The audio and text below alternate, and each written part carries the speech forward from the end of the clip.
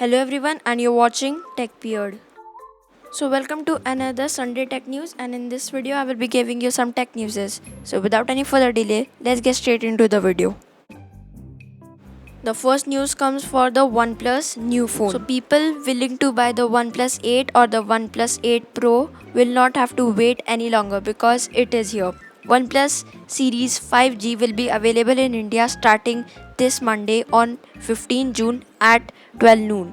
The brand has declared that they will be having only limited sales twice a week on Mondays and Thursdays for the new OnePlus 8 series.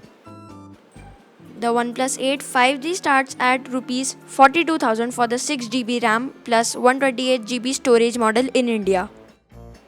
The OnePlus 8 Pro 5G in India is priced at Rs 54,999 for the 8GB RAM plus 128GB storage variant, whereas the 12GB RAM plus 256GB ROM model is priced at Rs 59,999.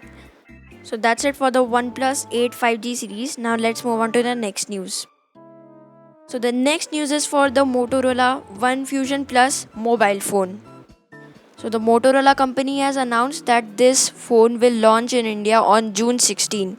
This smartphone has already been teased on Flipkart. The teaser revealed that the phone will come in two color variants, that is Twilight Blue and the Moonlight White, just as the European market. This phone will have a 6.5-inch Full HD display, Snapdragon 730 system organ class, 6GB RAM, and it has a software of Android 10, 64 megapixel quad camera, 16 megapixel selfie camera, and it will have 5000 mAh battery with the 15-volt fast charging support. So the last news is for the WhatsApp's new feature.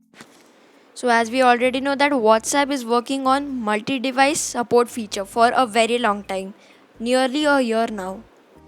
So the latest report brings new details about this feature.